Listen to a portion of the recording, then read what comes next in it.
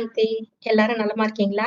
இன்னைக்கு நம்ம சக்தி பீடம் 51 சக்தி பீடத்துல முக்கியமானது பார்க்க போறோம். காமாக்கியா கோவில்னு சொல்லிட்டு அஸ்ஸாம் கவுஹாத்தில இருக்கிற கோயில். ஒரு மலை மேல இருக்கிற துங்கபத்ரா நதிக்கரையோரம் இருக்கிற கோயில். 10 வித்யா தேவிகளோட இருப்பாங்க. அ பைரவி, தாரா, மாதங்கி, சின்னமஸ்திகா, அ அது மாரி ஒரு 10 தேவதைகள், வித்யா தேவிகள் அங்க இருப்பாங்க. சுத்தி அந்த மலையில இருக்கிறாங்க. அதுல வந்து இந்த காமாக்யா கோயில் அமைஞ்சது. அது முதல்ல அது முன்கதை சுருக்கமா உங்களுக்கு புராண கதைய சொல்லிர்றேன். அந்த 51 சக்தி பீடங்கள் எப்படி உருவானது, அது ஷார்ட்டா சொல்லிட்டா தான் உங்களுக்கு புரியும் அதோட முக்கியத்துவம். இதுல நெறைய ரகசியங்களும், அதிசயங்களும் நிறைஞ்சது அந்த கோயில். அதோட இல்லாம தாந்திரீக, மாந்திரீக வேலை செய்பவர்கள்லாம் அதோட தலைநகரம்னே சொல்லலாம். அந்த வேலையெல்லாம் அங்க ரொம்ப நடக்குது. பலிபீடம் அதுவும் இருக்குது. பலி பூஜையும் செய்வாங்க. காலையில 5 மணிலேருந்து 7:30 மணி வரைக்கும் இந்த தாந்திரிக, மாந்திரிகவாதிகள்லாம் முதல்ல பூஜை பண்ணிடுவாங்க. பொதுமக்களே அலோவ் பண்ண மாட்டாங்க. அப்போ தினம் ஒரு ஆடு பலி குடுக்குறது அந்த மாரி கூட நடக்கும். அதுக்கப்புறம் 7:30 மணிக்கு மேல தான் மக்கள் எல்லாம் அலோவ் பண்ணுவாங்க. அந்த மாரி நெறைய ரகசியங்கள் இருக்கு. அ அதுல அதுலேருந்து பிரசாதம் எடுத்துட்டு வந்து வீட்ல வச்சா அந்த ஏவல், பில்லி, சூனியம்லாம் பாதிக்கப்படுறவங்களுக்கு நிவாரணம் கிடைக்குது. நெறைய வேண்டுதல்கள் வந்து நிறைவேறுது அப்படின்னு சொல்லுவாங்க. இந்த மாரி கெடுபலன்கள் இருக்கிற வீடு, இந்த நெகட்டிவ் எனர்ஜி இருக்கிற வீடு அதெல்லாம் சரியாகுது. அப்புறம் இந்த ஜாதகத்துல ஏற்படுற கோளாறுகள், அந்த ராகு, கேது அதனால வர்ற துன்பங்களும் தீர்க்கறதுக்கு அந்த பிரசாதம் உபயோகமாகுது அப்படின்னு சொல்லிட்டு நம்பிக்கை இருக்கு. அதுல வருஷா வருஷம் ஜூன் மாசம் ஒரு 3 நாள் அது நடசாத்தி வைத்திருக்கப்படும் அந்த கோயில். அந்த டைம்ல வந்து பெண்கள் மட்டும் தான் உள்ள போயி அந்த கைங்கரியம்லாம் பண்ணுவாங்க.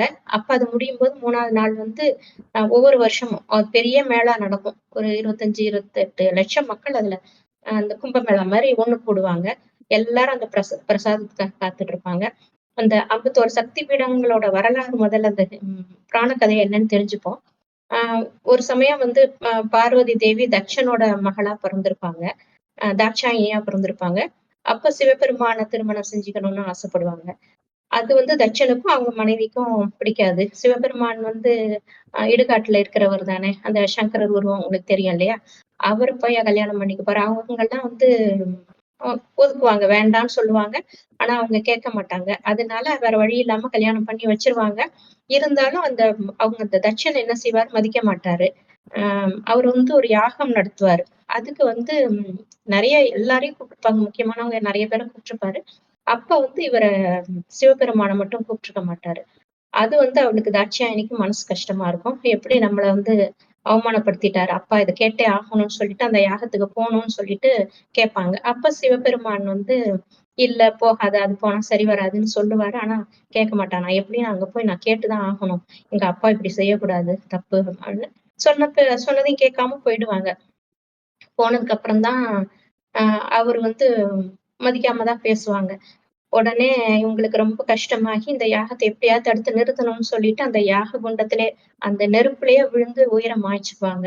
அத நிறுத்தணும். அப்புறம் இவ்ளோ அவமானத்தோட தாங்க முடியாம. அப்புறம் தட்சன் வந்து அது நின்னு போயிடும். அந்த யாகம் நின்னு போயிடும். இத தெரிஞ்சிடும்.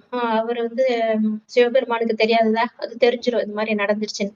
அதனால வீரபத்ரன் அவரு சார்புல வீரபத்ரன் வருவாரு. அவரோட அம்சமான வீரபத்ரன் வந்து அங்க வந்து எல்லாத்தையும் அடிச்சு நொறுக்கி இந்த யாக குண்டத்தெல்லாம் அழிச்சுட்டு, அந்த ம் ஆ அந்த தட்சனையும் கழுத்த அறுத்துருவாரு. அப்ப வந்து சிவபெருமான் வந்து அந்த உடம்ப எடுத்துட்டு ஊழி தாண்டவம் ஆடப் போறாரு. அப்ப வந்து தட்சன் வந்து என்ன மன்னிச்சிருங்க, மன்னிச்சிருங்கன்னு சொல்லிட்டு கெஞ்சுவாரு. நான் தெரியாம பண்ணிட்டேன் அப்படின்னு சொல்லி இது பண்ணும்போது, அப்ப கூட சிவபெருமான் கருணை கடல் தான். அவருக்கு வந்து பக்கத்துல இருக்க ஒரு ஆட்டு தலைய எடுத்து தலைய வெட்டுன இடத்துல ஆட்டு தலைய வச்சுருவாங்க. அப்பதான் அந்த ருத்ரம் சமகம் அந்த ஸ்ரீருத்ரம் பாடுனது அந்த தட்சன் தான். பக்தனா ஆயிடுவாரு. தான் பண்ணுன பாவத்துக்கு பிராயச்சித்தமா ஃபுல் அண்ட் ஃபுல் அவர் வந்து அதுக்கப்புறம் ஒரு சன்னியாசி மாரி தான் வாழ்வாரு. தட்சனும் அவரோட ஒய்ஃபும் வாழ்வாங்க. அப்போ வந்து அந்த இறந்து போன உடம்ப எடுத்துட்டு, அந்த கருகுன உடம்ப தான் அந்த தாட்சாயணியோட உடம்ப எடுத்துட்டு ஊழி தாண்டவம் ஆடுவாரு சிவபெருமான். அது தாங்காம பூலோகம் எல்லாம் அப்படியே கடல் பொங்கும், நிலநடுக்கம் வரும். அது தாங்க முடியாது. உலகம் அழிஞ்சிடும் போல இருக்கும். அப்ப வந்து எல்லாரும் விஷ்ணு கிட்ட முறையிடும்போது, விஷ்ணு என்ன பண்ணுவாரு, இத தடுத்தே ஆகணும். வேற வழியே இல்ல. அவரு தங்கை தான் அந்த தாட்சாயினி. விஷ்ணுவோட தங்கை தான். இருந்தாலும் அத பொருட்படுத்தாம இவரு என்ன செய்வாரு, எப்படியாவது இவரோட ஊழி தாண்டவத்த நிறுத்தணும். உலக அழிவுலேருந்து இது பண்ணணும்னு சொல்லிட்டு, அந்த சக்கரத்த விட்டுருவாரு. அந்த உடம்பு இருக்கிற வரைக்கும் தானே அவங்களுக்கு இவ்வளவு மனசு கஷ்டப்படுது அவருக்கு. அந்த உடம்பு இல்லாம ஆக்கிட்டா அந்த இது துக்கம் போயிடுமேன்னு சொல்லிட்டு சக்கரத்த எடுத்து சுழட்டி விடுவாரு. அது வந்து அந்த தாட்சாயணியோட உடம்பு ஒரு 51 துண்டுகளா பிரிஞ்சிரும். பிரிஞ்சு இந்தியா ஃபுல்லா இந்தியா, திபெத், இலங்கை அப்ப எல்லாமே ஒண்ணாதானே இப்ப இருக்கிற பாகிஸ்தான் எல்லா இடத்துலயும் பரவி ஒரு பார்ட்டும் போய் விழுந்துரும். அதுக்கப்புறம் தான் ஒரு நிலைக்கே வருவாரு சிவபெருமான். அதுக்கப்புறம் வந்து தியான நிலைக்கு போயிடுவாரு. அப்ப அந்த அந்த விழுந்த ஒவ்வொரு இடத்துலயும் ஒரு பைரவர காவலுக்கு வச்சிருப்பாங்க. அது சிவபெருமானோட ஒரு அம்சம் அப்படின்னு சொல்லுவாங்க. அந்த ஒரு பாற்றும் விழுந்த இடத்துல நம்ம போன தடவை பார்த்தோம். ஞானபீடம்னு சொல்லிட்டு திருவானைக்காவல்ல இருக்க அகிலாண்டேஸ்வரி ஞானபீடம் அப்படின்னு சொல்லி பார்த்தோம். அந்த மாதிரி ஒவ்வொரு இடத்துலயும் காஞ்சி, காமாட்சி எல்லாமே ஒரு பீடங்கள் தான். அப்ப இது விழுந்த இடம் ஒரு பார்ட்டும் விழுந்த இடம். அப்ப இது என்ன இடம்னு பார்த்தீங்கன்னா, அந்த அம்மனோட கருப்பை விழுந்த இடம். கருப்பைங்கிறது ரொம்ப முக்கியமானது இல்லையா? சிருஷ்டியோட ஆரம்பம், ஆக்கத்தின் அடையாளம். எந்த ஒரு சிருஷ்டியுமே ஒரு பெண் மூலமா தானே நடக்குது. குழந்தை பிறப்பு எல்லாமே ஒரு பெண் மூலமா தானே நடக்குது. அதனால அது ரொம்ப புனிதமான இடம்னு சொல்லிட்டு, அந்த அ அது அதனாலதான் மக்கள் ரொம்ப கூட்டமா போவாங்க. அதுக்கு ரொம்ப அதிர்வு அந்த இடத்திலேயே ரொம்ப அதிர்வு ஜாஸ்தியா இருக்கும் அப்படின்னு சொல்லிட்டு தான் நெறைய மக்கள் போறது. நெறைய தீராத கஷ்டங்கள்லாம் தீருது அப்படின்னு சொல்லிட்டு. அப்புறம் இந்த மாந்திரிக, தாந்திரிகவாதிகள்லாம் முக்கியமான இடமா வச்சுட்டு அதுல நெறைய வேலைகள் பண்றாங்க. அவங்களுக்காக அந்த ஆடு பலி குடுக்கறது இதெல்லாம் கூட நடக்கும். அந்த கருப்பை மாரி ஷேப்ல தான். இந்த மாரி தான் இருக்கும். உள்ள மூலஸ்தானத்துல. ஆனா அது வந்து கொஞ்சம் இருட்டா இருக்கும். குகைக்குள்ள நுழைஞ்சு போற மாரி தான் இருக்கும். ஒருத்தரா போய் பார்க்குற மாரி தான் இருக்கும். துணி போட்டு சிகப்பு துணி போட்டு தான் மூடி மூடி வச்சிருப்பாங்க. வெளியில சாதாரணமா ஒரு ருத்ரனோட இது அப்புறம் ருத்ர தாண்டவம் ஆடுற மாரி அது ஒரு பெரிய சிலை. அப்புறம் காளிகாம்மா தான் இவங்க. காளியோட சிலைகள் எல்லாம் வெளியில தனித்தனியா இருக்கும். காமேஸ்வரன் சிலையும் அது பின்னாடி தனியா இருக்கும். அந்த வித்யா தேவிகளும் ஒரு 4 தேவி இருப்பாங்க. அடுத்து சுத்தி ஒரு 6 தேவி ஆ ஒரு 6 தேவி மொத்தம் ஒரு 10 தேவிகள் இருப்பாங்க. ஆ அது வந்து ம் முதல்ல கட்டுனது நரகாசுரன் அப்படின்னு சொல்லுவாங்க அந்த கோயில. அந்த மாசம் வந்து அந்த மாரி கிடையாது. வருஷத்துக்கு ஒரு தடவ 3 நாள் வந்து அந்த கருப்பையில இருந்து அந்த இது ப்ளீடிங் வருது அப்படின்னு சொல்லிட்டு தான் நடைய அடைச்சு வைக்கிறது. அப்ப வந்து உள்ள கைங்கரியம் பண்றது பெண்கள் தான் பண்ணுவாங்க.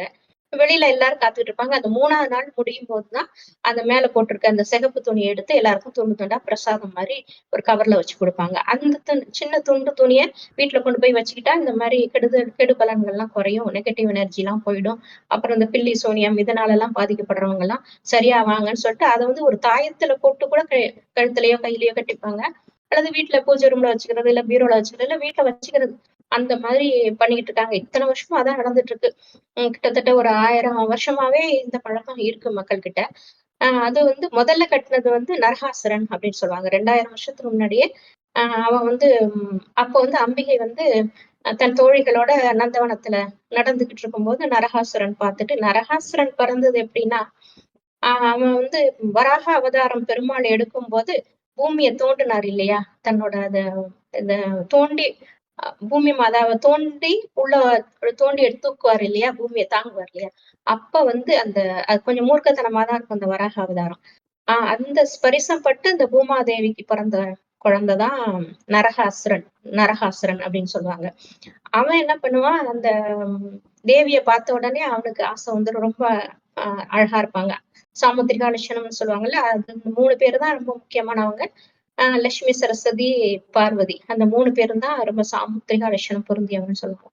அதுல இவங்கள பார்த்த உடனே அவனுக்கு ஆசை வந்து கல்யாணம் பண்ணிக்கிறதுக்கு விருப்பமான்னு வந்து கேட்பாங்க. கல்யாணம் பண்ணிக்கிறியான்னு சொல்லி கேட்கும்போது, அவங்க என்ன சொல்லுவாங்க, அம்பிகை என்ன சொல்லுவாங்க, டக்குன்னு முடியாதுன்னு மறுத்துறக்கூடாது இல்லையா? இவன் வந்து அசுரன் அப்படின்னு சொல்லிட்டு, ஒரு கண்டிஷன் போடுறேன். அதுபடி செஞ்சீன்னா நான் பண்ணிக்கிறேன் அந்த மாரி பண்ண முடியாதுன்னு தெரியும். அதனால அந்த மாரி ஒரு கண்டிஷன் போடுவாங்க. எப்படின்னா, கருங்கல்லாலே இந்த மலை மேல எனக்கு ஒரு கோயில் கட்டணும் நீ. அதுவும் இன்னைக்கு நைட்டுக்குள்ள நீ கட்டி முடிக்கணும். விடியறதுக்குள்ள கட்டி முடிச்சுட்டா, நான் உன்ன கல்யாணம் பண்ணிப்பேன் அப்படின்னு சொல்லி சொல்றாங்க. உடனே அவனும் சரின்ட்டு உடனே ஸ்பீடா ஆரம்பிக்கிறான். கீழேருந்து ஆரம்பிச்சு படிக்கட்டு கல்லெல்லாம் வச்சு, மலை உச்சியில அந்த கோயில கட்ட முடிக்கல அவன். கட்டிட்டு இருக்கும்போதே ஒரு விடிஞ்ச மாதிரி ஒரு மாய தோற்றத்த காமிச்சுடுறாங்க. ஒரு சாட்சாத்காரம். ஒரு காட்சி காட்டிடுறாங்க. அப்ப ஐயய்யோ! விடிஞ்சிருச்சுன்னு சொல்லிட்டு, சரி கண்டிஷன் நமக்கு ஒத்து வரலையேன்னு சொல்லிட்டு அவன் போயிடுறான். ஆனா அவன் கட்டல.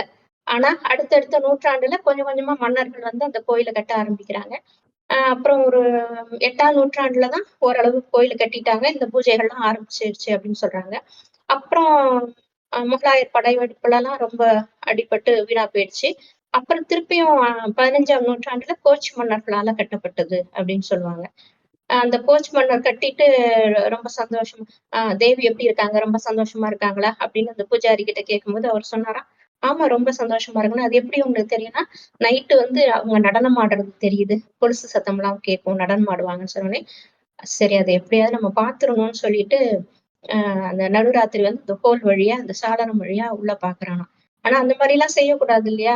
அப்போ வந்து ஒரு அசரீரி குரல் மாரி கேட்டுருக்கு. "நீ இந்த மாரி தப்பு பண்ணிட்ட. இந்த மாரி நீ பார்த்திருக்க கூடாதுன்னு" சொல்லிட்டு அம்பாள பார்த்துட்டான் அவன். "இனிமே நீ இந்த பக்கம் இந்த மாரி உன்னோட வம்சமே வந்து வரக்கூடாது இந்த கோயிலுக்கு. வந்தா உன்னோட தலை துண்டிக்கப்படும்னு" ஒரு சாபம் கிடைச்சதா அப்படி சொல்றாங்க. அதுலேருந்து இன்னை வரைக்கும் அந்த கோச் மன்னரோட பரம்பரைகள் யாருமே அந்த கோயில் பக்கம் எட்டி கூட பார்க்க மாட்டாங்க. இப்படி கொடைய வச்சு இப்படி மறைச்சுக்கிட்டு தான் போவாங்க. கொஞ்சம் கூட தெரிஞ்சிடக்கூடாது. அந்த அளவுக்கு இன்னை வரைக்கும் அந்த பயம் இருக்கு. செஞ்சுட்டு இருக்காங்க. அங்க இருக்கிற பூஜைகளும் பல நூற்றாண்டா ஒரே மாரி அந்த ஐதீகம் எல்லாம் மாறாம நடந்துகிட்டு இருக்கு. இத்தன லட்சக்கணக்கான மக்கள் கூட்டம் வர வர கூடிக்கிட்டே தான் போகுது. நான் போயிட்டு ஒரு 12, 13 வருஷத்துக்கு முன்னாடி பார்த்துருக்கிறேன். அப்ப விட இப்ப ரொம்ப கூட்டம் இருக்கு. ரொம்ப கியூலாம் நிக்குது அப்படின்னு சொல்றாங்க. ஆ அப்போ ஆனா அதே கோயில் அதே மாதிரி தான். அதே பூஜை பழக்கவழக்கம் அதெல்லாமே நடந்துகிட்டு இருக்குது. தினம் ஒரு ஆடு காலையில பலி குடுப்பாங்க. அப்புறம் முக்கியமான பலிகள் வேற. மகிஷம் அதையும் பலி குடுப்பாங்களாம். அது எரும மாடுன்னு சொல்லுவாங்கல்ல அது. அதுவுமே ஆண் மாடா இருக்கணும். ஆடுமே ஆண் ஆடா இருக்கணும். அந்த மாரி தான் பலி குடுப்பாங்க. இன்னும் 2, 3 ஐட்டம்லாம் பலி குடுக்குறது. அது வந்து விசேஷ நாட்கள்ல பண்ணுவாங்க. அப்புறம் பெண்கள், இளம் பெண்கள், சின்ன பெண்கள் இருக்காங்கல்ல, அவங்களையுமே கன்னிகள வச்சு பூஜை பண்ற பழக்கம். அந்த மாரிலாம் இன்னுமே இருக்கு. அந்த பெண்களுக்கு வந்து மரியாதை அந்த இடத்துல ரொம்ப இருக்கும். அந்த அசாம் கவுஹாத்திலேயே ஆ பெண்களுக்கே எப்பயுமே ரொம்ப மரியாதை இருக்கும். அது வந்து ஆக்கத்தின் அடையாளமா இருக்காங்க இல்லையா பெண்கள். அதனால அவங்களுக்கு அவங்களும் அங்க இருக்கிறவங்களுமே ரொம்ப புத்திசாலித்தனமா தான் இருக்காங்க. பெண்கள் எல்லாருமே இப்ப ரொம்ப முன்னேறி வேலைக்கெல்லாம் போயிட்டு இருக்காங்க. ஆண்கள விட ஒவ்வொரு வீட்லயும் ஆண்கள் வேலை செய்றாங்களோ இல்லையோ, பெண்கள் வேலைக்கு போய் குடும்பத்த காப்பாத்தி நல்ல நிலைமைக்கு கொண்டு வர மாரி தான் அங்க இருக்கிறவங்கலாம் இருக்கிறாங்க. ஆ இதுல வந்து நெறைய ரகசியம் இருக்கு. இது எப்படி 51 குண்டா வெட்டுனாங்க? அப்போ வந்து சிவபெருமானுக்கு கோவம் வரலையா?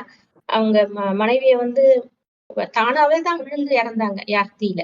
அதுக்கே அவங்களுக்கு அவ்ளோ கோவம் வந்து எல்லாத்தையும் அழிச்சு இது பண்ணுனாங்கல்ல.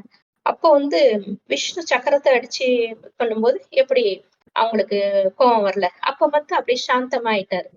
அந்த 51 துண்டா போய் விழுந்ததுக்கு அப்புறம் சாந்தமாயிட்டாரு.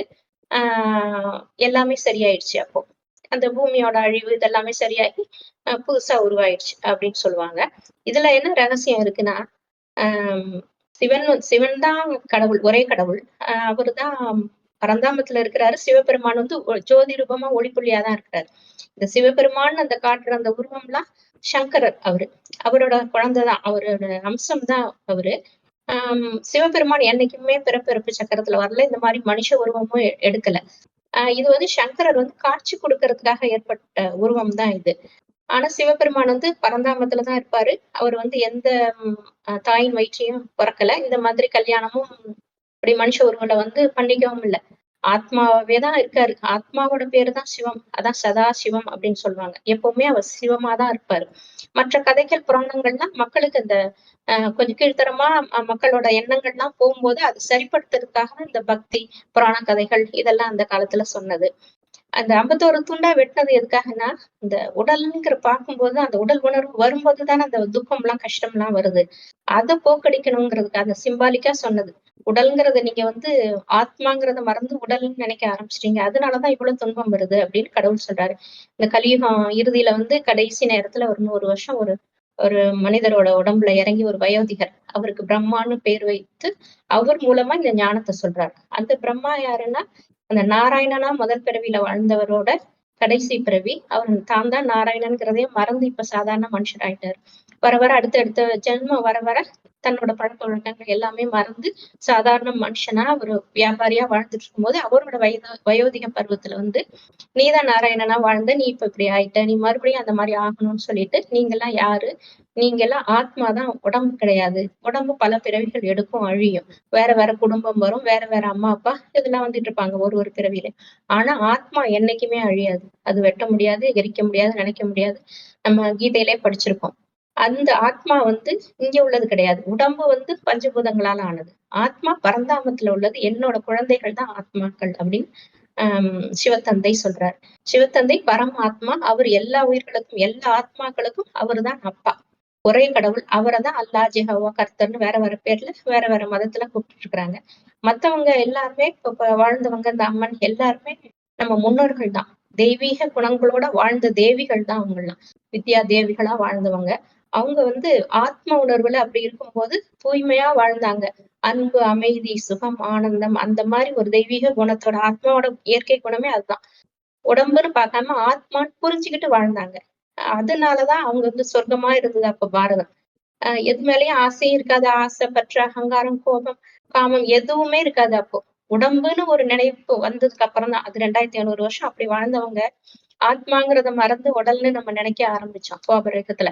அதுல இருந்துதான் இந்த மாதிரி ஆசைகள், அகங்காரம், கோபம், பொறாமை இந்த மாதிரி நிறைய அசுர குணங்கள்லாம் வர ஆரம்பிச்சது. அதுதான் நரக அசுரன் அப்படின்னு சொல்லுவாங்க.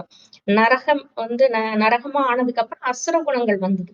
அசுர குணங்கள் வந்ததுனால நம்ம பாரத நாடே நரகமா மாறிடுச்சு. இப்ப அது நரகம்னு கூட யாருக்குமே தெரியல.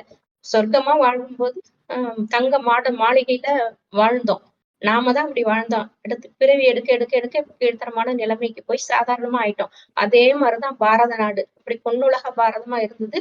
எல்லாமே கொஞ்சம் கொஞ்சமா அழிஞ்சு இப்ப கடைசியில கஷ்டப்பட்ட நிலைமைக்கு நம்ம வந்ததுக்கு காரணம் நம்ம உடல்னு நினைச்சு இந்த மன்னர் ஆட்சி வந்ததுக்கு அப்புறம் மண்ணாசை, பொன்னாசை எல்லாம் வந்துருச்சு இல்லையா? போர் செய்யறது, அடுத்த நாட்டை பிடிக்கிறது. இப்ப கூட அதுதான் நடந்துட்டு இருக்கு. அதனால அந்த குணங்கள்லாம் மாறி அசுர குணங்கள் வந்ததுக்கு அப்புறம் உடல் உணர்வு வந்ததுனாலதான் இவ்வளவு கஷ்டப்படுறீங்க. மறுபடியும் நீங்க ஆத்ம உணர்வுக்கு வாங்க அப்படின்னு இறைவன் வந்து சொல்றாரு.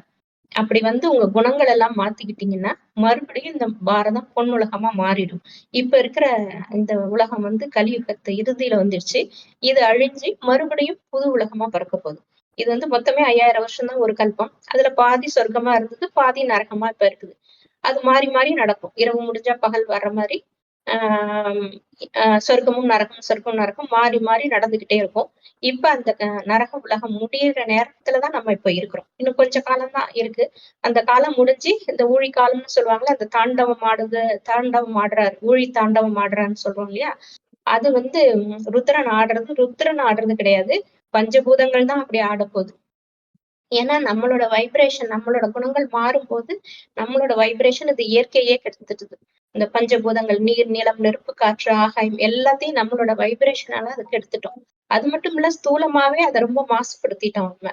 காற்று, நீர் எல்லாத்தையுமே மாசுபடுத்திட்டோம். அதோட எல்லாமே ஆளுக்காளு இப்ப அகங்காரம், போட்டி, பொறாமை இதெல்லாம் ஜாஸ்தி ஆனதுனால இப்ப போர் அந்த மாதிரி போர் பதட்டம் எல்லாமே வந்துருச்சு. இதெல்லாம் தாங்காம பஞ்சபூதங்கள் தான் இப்போ அதோட இத காட்டப்போகுது. அது வந்து அதோட நடுக்கம், அந்த இது எல்லாமே வெளியில வரப்போகுது. இந்த சுனாமி இதெல்லாம் சொல்றாங்க இல்லையா? இந்த மாதிரிலாம் வந்து அதான் ஊழி காலம் அப்படின்னு சொல்றது. அது வந்து நெருக்கத்துல வந்துகிட்டு இருக்கு. இது முடிஞ்சதுக்கு அப்புறம் தான் புதிய சிருஷ்டி ஆரம்பிக்கும். இத வந்து நம்ம புரிஞ்சுகிட்டு யார் யாரெல்லாம் நம்ம ஆத்மான்னு புரிஞ்சுக்கிட்டு இறைவன மனதார அப்பான்னு அன்பா நினைக்க நினைக்க இத்தனை ஜென்மங்கள் செய்த நம்ம பாவ கர்மங்கள்லாம் எரிஞ்சு நம்ம மறுபிறவி எடுக்கும்போது சொர்க்கத்துல நம்ம புது பிறவி எடுப்போம். அப்ப இந்த இந்த மாதிரி இருக்கிற பாரத நாடு வந்து அழிஞ்சு புது பாரதமா உருவாகும். அப்ப வந்து உலகத்துல இருக்கிற அத்தனை தங்கமும் அங்க வந்து சேர்ந்துரும். அதை வச்சு அதே செங்கலா யூஸ் பண்ணி நம்ம மாளிகையே கட்டுவாங்க. அதுல வந்து தூய்மையா குழந்தைகள் பிறப்போம்.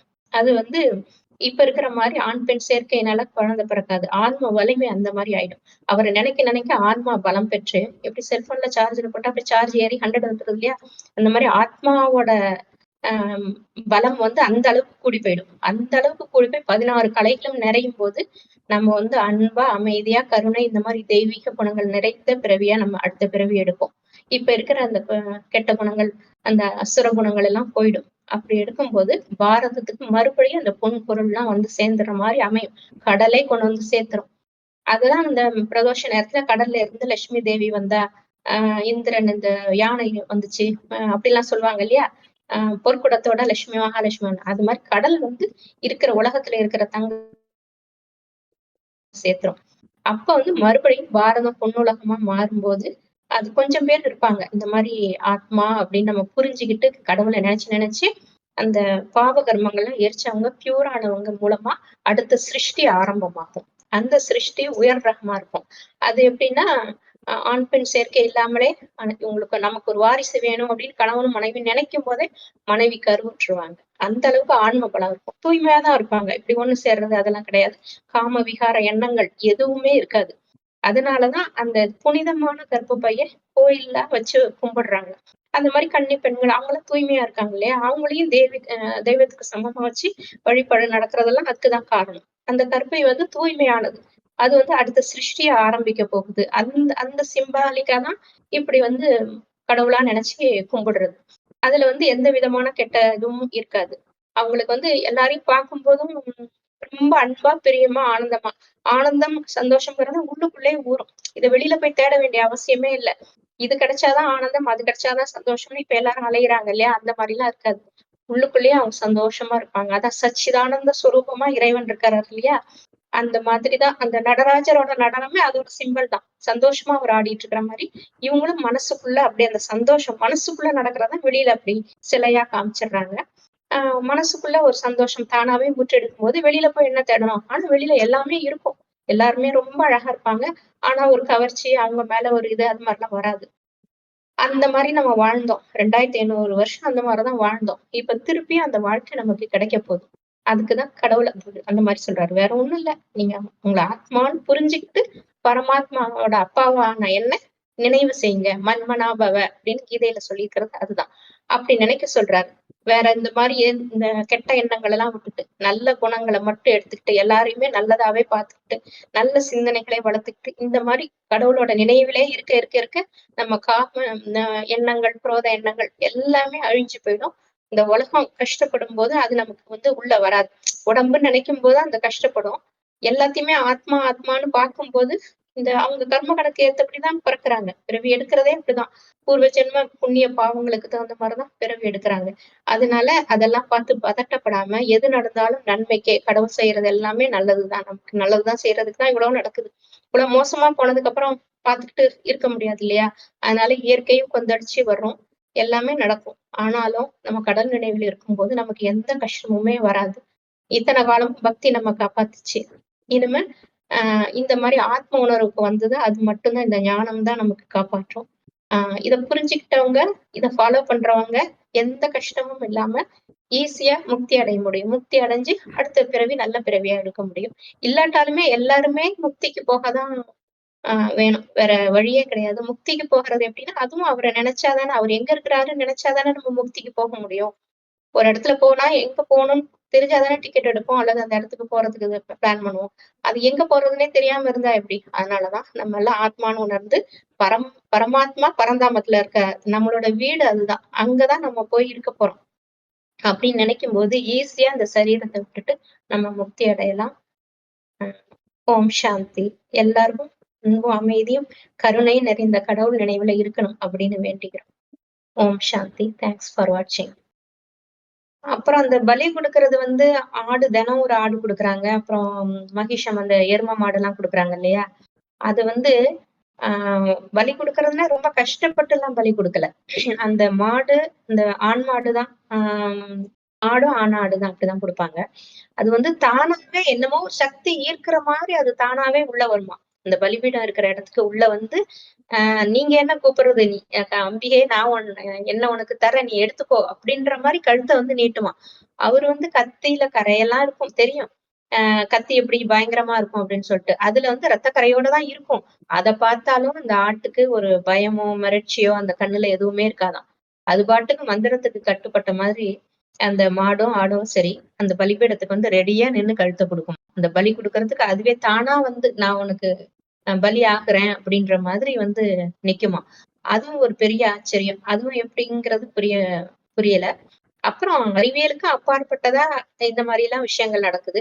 அந்த 3 நாள் கதவு அடைச்சிட்டு இருக்கும்போது, அ துணி போட்டு தான் மூடியிருப்பாங்க. உள்ள பெண்கள் தான் கைங்கரியம் பண்ணுவாங்க. அப்ப வந்து அந்த துங்கபத்ரா நதியில வந்து அப்படியே அ ரத்த ஆறு மாரி ஓடும் அப்படிங்கிறாங்க. அ அப்புறம் அந்த துணிய தான் எடுத்து சின்னதா கட் பண்ணி அந்த 3 நாள் முடிஞ்சதுக்கு அப்புறம் எல்லாருக்கும் அத பிரசாதமா ஒரு பேப்பர் கவர்ல வச்சு குடுப்பாங்க. அதுக்கு அவ்ளோ அலமோது கூட்டம். அது எல்லாருக்கும் குடுக்க முடியாது இல்லையா? துணி ஒரு அளவு தானே இருக்கும். அதனால எப்படி அதெல்லாம் செலக்ட் பண்ணி அது எப்படியோ குடுக்குறாங்க. முன்னுரிமை குடுத்து சில பேருக்கு அத குடுத்துடுறாங்க. ரொம்ப முக்கியமா கஷ்டப்படுறவங்க, வாழ்க்கையில ரொம்ப கஷ்டப்படுறவங்க, இந்த மாரி ஏற்கனவே அப்ளை பண்ணியிருப்பாங்க. இந்த மாரி எங்களுக்கு வேணும் அவசியம். நாங்க இந்த மாரி குடும்பத்துல கஷ்டப்பட்டுட்டு இருக்கோம். அந்த மாரிலாம் சொல்லி வேண்டுதல் பண்ணி வந்தவங்களுக்கு, முக்கியமா இருக்கிறவங்களுக்கு அந்த துணிய குடுத்துடுறாங்க.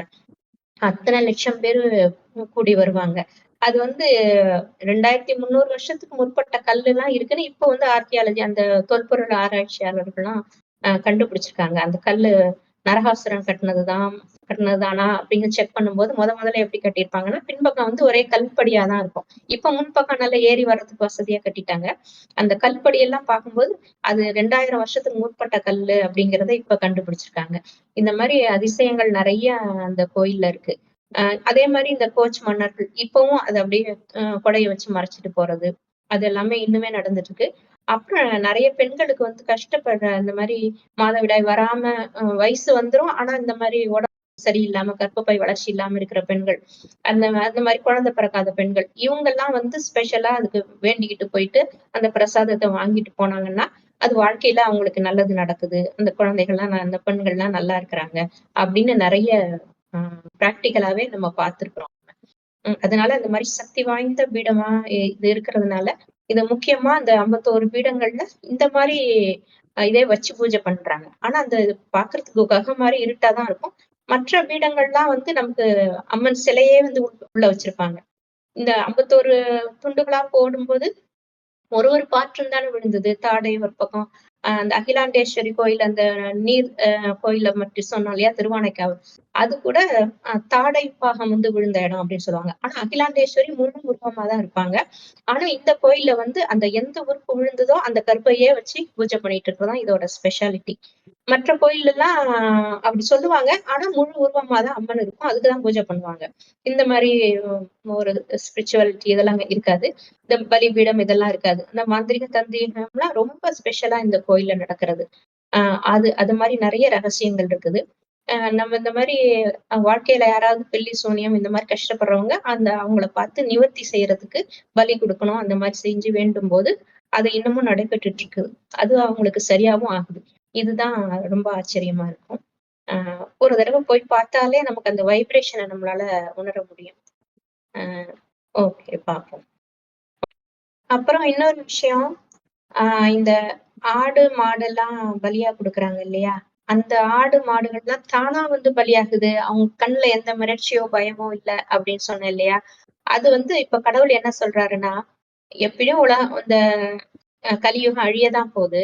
அப்ப அழியும்போது நீங்க துடிச்சுட்டு சாகுறத அவரு பார்க்க விரும்பல. அவரு என்ன நினைக்கிறாரு, நீங்களே வந்து பலியாயிடுங்க. பலியாகுறதுன்னா வேற ஒண்ணும் இல்ல. நம்ம நம்ம ஆத்மான்னு புரிஞ்சுகிட்டு ஆத்மாங்கிறது இதுக்குள்ள புருவ மத்தியில இருக்கு. உயிர், ஆன்மா எல்லாம் ஒண்ணுதான். புருவ மத்தியில உள்ள பிரெயின்ல பிட்யூட்டரி கிளாண்ட்ல இருக்கு. அந்த உயிர் ரொம்ப அ மிக மெல்லிய கண்ணுக்கே தெரியாத ஒரு நுண்ணிய ஒளிப்புள்ளி. ஒரு நட்சத்திரம் மாரி இருக்கு. அத வந்து மைக்ரோஸ்கோப்ல பார்க்கறது வரைக்கும் இன்னும் எந்த சயின்டிஸ்டும் கண்டுபிடிக்கல. அந்த அளவுக்கு மிக நுண்ணியமான ஒளிப்புள்ளி.